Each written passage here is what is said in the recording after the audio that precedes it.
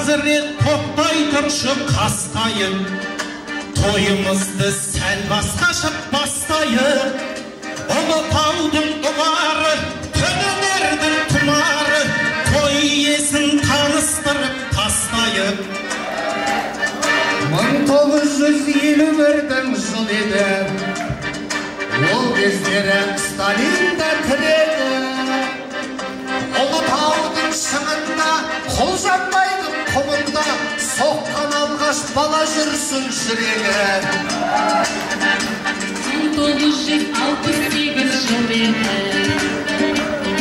бір ешініп бір қозғалмай тұр еді.